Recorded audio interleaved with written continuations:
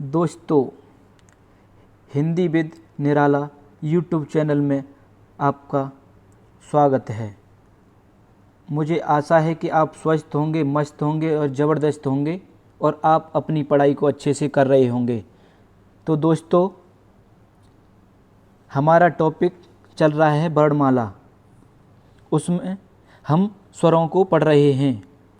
हमने स्वरों के वर्गीकरण के बारे में बताया, जिसमें हमने बारी बारी से बताया कि उत्पत्ति के आधार पर स्वर दो प्रकार के होते हैं, मात्रा के और उच्चारण के आधार पर तीन प्रकार के होते हैं, ओष्ठ की आकृति के आधार पर दो प्रकार के होते हैं आदि। ये सब हमने बताया। लंबा समय न खींचते हुए हम अपने मुख्य बात पर आते हैं।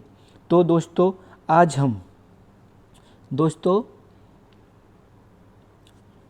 दोस्तों हम पढ़ेंगे उत्पत्ति के आधार पर क्या स्वर। उत्पत्ति के आधार पर स्वर। स्वर के दो भेद होते हैं। क्या? उत्पत्ति के आधार पर स्वर के दो भेद होते हैं।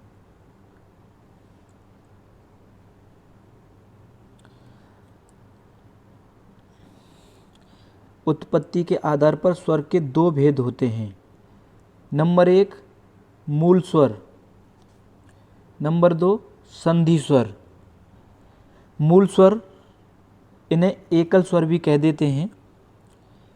तो ये मूल स्वर कौन से होते हैं? ऐसे स्वर जिनकी उत्पत्ति में किसी अन्य वर्ण का योगदान नहीं होता। समझे? ऐसे स्वर जिनकी उत्पत्ति में किसी अन्य वर्ण का योगदान नहीं होता है, उन्हें मूल स्वर कहते हैं। मूल स्वर कहते हैं। मैं दोनों के बारे में बता देता हूँ बारी बारी से, फिर आगे चलेंगे और समझेंगे कौन कौन से मूल स्वर हैं और कौन कौन से संधि स्वर हैं। और संधि स्वर ऐसे स्वर जिनका निर्माण दो स्वरों के योग से हुआ है, उन्हें संधि स्वर कहते हैं। इनकी संख्या 7 होती है। यानी मूल स्वर होते हैं वो 4 होते हैं और ये 7 होते हैं। अब आगे समझेंगे कि कौन कौन से हैं।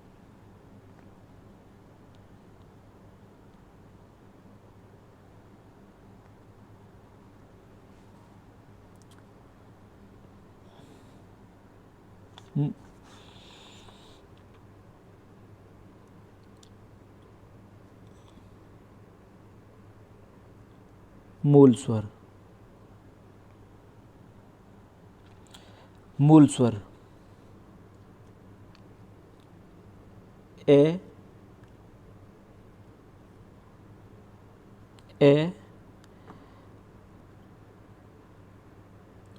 ई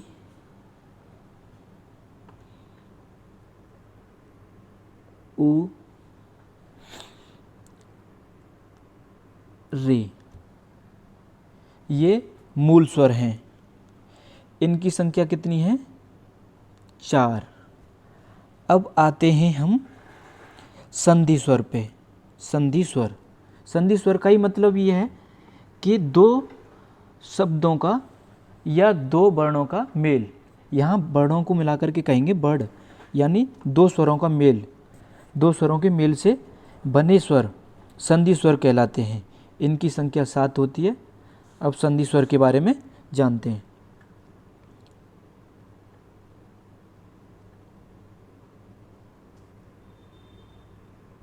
संधि स्वर, संधि स्वर की संख्या 7 होती है।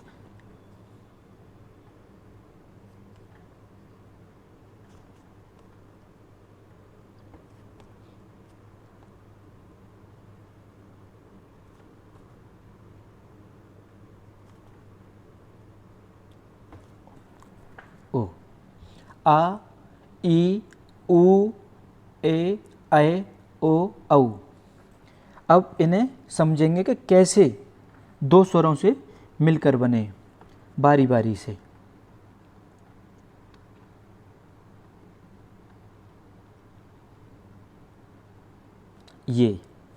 अब ये कैसे बने, अब समझेंगे।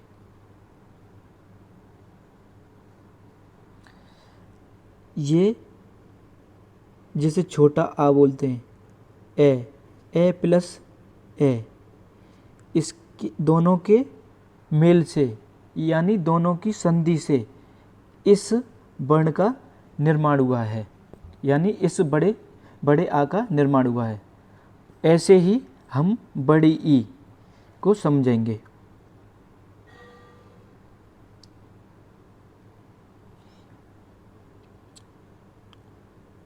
बड़ी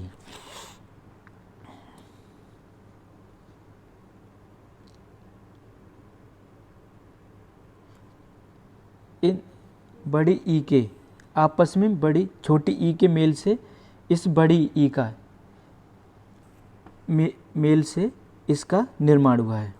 ऐसे ही आगे चलते हैं।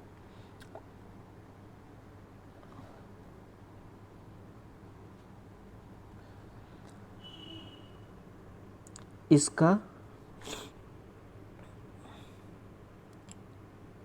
छोटे ऊ के मेल से इस बड़े ऊ का निर्माण हुआ है। यानी निर्माण क्या, ये इनके उच्चारण में कम समय लगता है, इन दोनों के मेल से इसमें इसके उच्चारण में अधिक समय लगता है। ऐसे साधारण भाषा में समझ लें हम, इसके में ज़्यादा समय लगेगा। ऐसे ही हम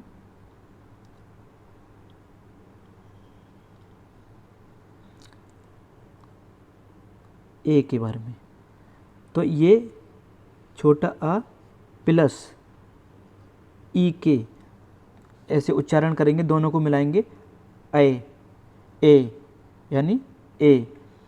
यानी आ का भी उच्चारण हो रहा है और इसकी भी आवाज़ आ रही है, दोनों की मेल से ये।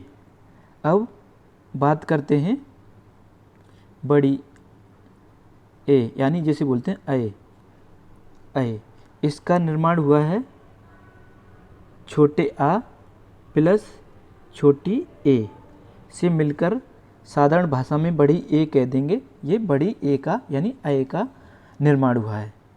अब इतनी बात आपको समझ में आई होगी। जो भी मैंने आगे पीछे बताया है वो आपको अच्छे से समझ में आ गया होगा। अब अगले स्वर के बारे में बात करते हैं। अगला स्वर है ओ।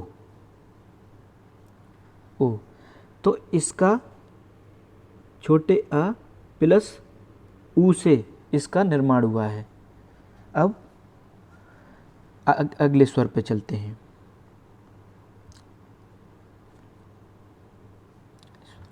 इसका निर्माण ए प्लस ओ से हुआ है और आपको सब कुछ अच्छे से समझ में आ गया होगा। तो दोस्तों अब हम अगले यानी तथ्य पर चलते हैं, जिनके द्वारा हमने स्वरों का वर्गीकरण किया था। अब आगे चलते हैं।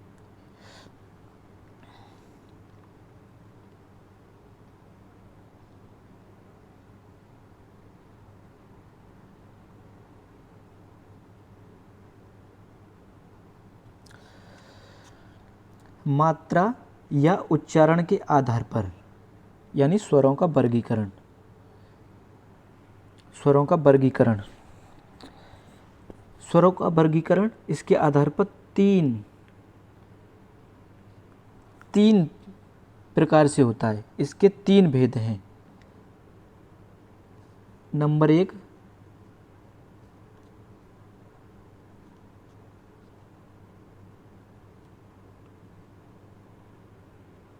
ह्रस्व स्वर। नंबर 2, दीर्घ स्वर। और नंबर 3, प्लुत स्वर। इनके बारे में आगे विस्तार से जानेंगे।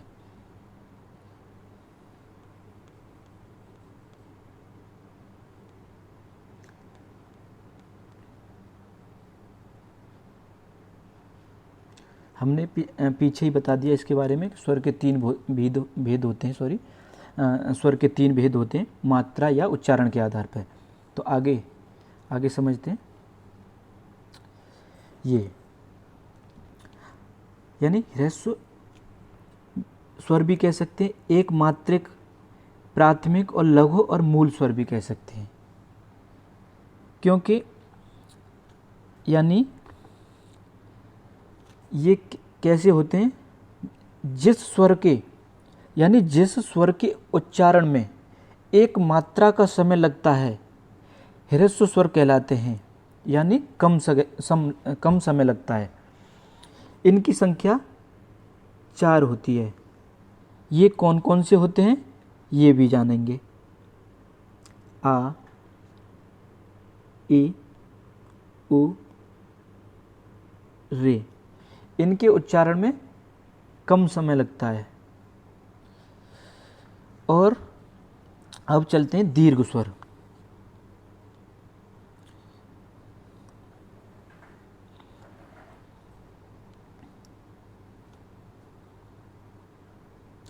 दीर्घ स्वर, इन्हें दीर्घ स्वर भी कहते हैं, द्विमात्रिक स्वर भी कहते हैं, गुरु भी कहते हैं, मिश्रित स्वर भी कहते हैं। आपने देखा होगा गुरु, जब हम यानी दोहा, सोरठा ये सब पढ़ते हैं, जब उनकी हम मात्राओं की गिनती करते हैं, गणना करते हैं, तो जब हमें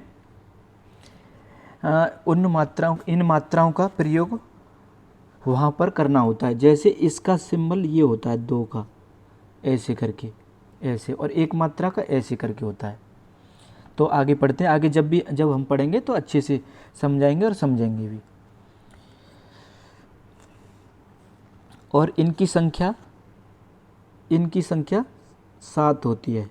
ये कौन कौन से होते हैं इनके बारे में भी हम आपको बताते हैं। आ, ई, उ, ये मूल दीर्घ स्वर। कभी कभी एग्जामिनर ये पूछ लेता है कि वर्ण दे देता है और पूछता है कि मूल दीर्घ स्वर कौन से हैं। तो मूल दीर्घ स्वर ये हैं, मूल दीर्घ स्वर हैं। और अब ये 3 ये हो गए, 4 और हैं, 4।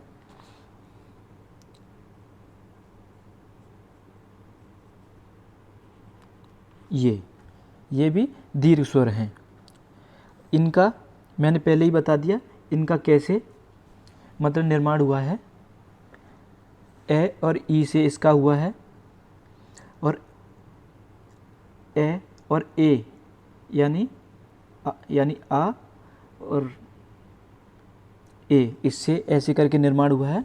और आपको ये सब बातें समझ में आ गई होंगी। ज़्यादा लंबा समय न खींचते हुए, लंबी वीडियो न करते हुए हम आगे चलते हैं।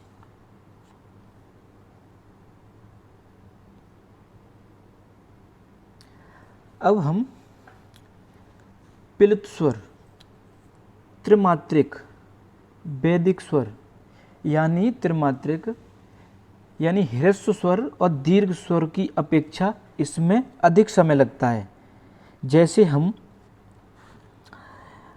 कभी उच्चारण करते हैं, कभी किसी मंत्र का उच्चारण कर रहे होते हैं, उसमें ओम का उच्चारण करते हैं, तो ओम, या फिर किसी को हम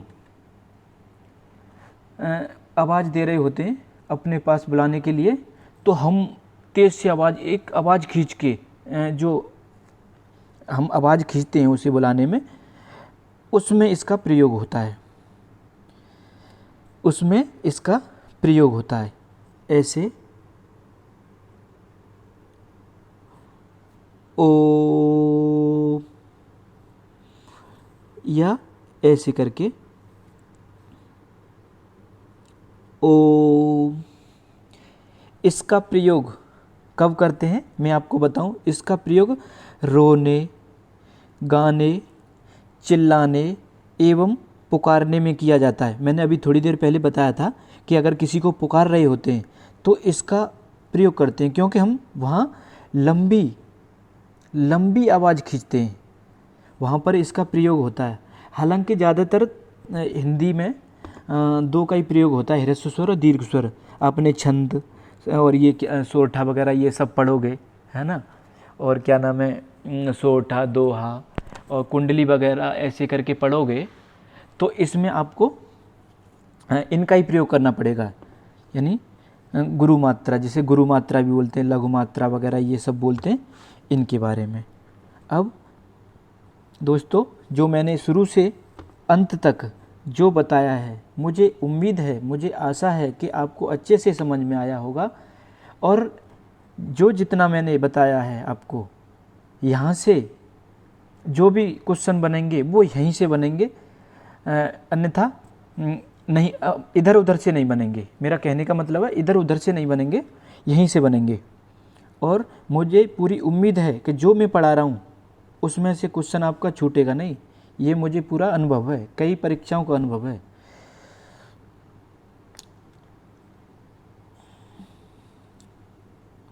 दोस्तों, अब लंबी वीडियो न खींचते हुए अब हम आपको बस अब इतना बताते हैं कि कल जो हम वीडियो लेकर आएंगे उसमें क्या पढ़ाएंगे।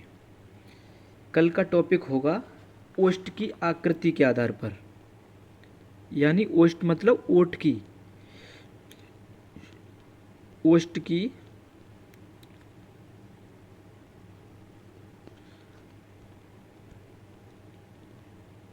आकृति के आधार पर बताएंगे। चलो दोस्तों, आपको अच्छे से समझ में आया होगा।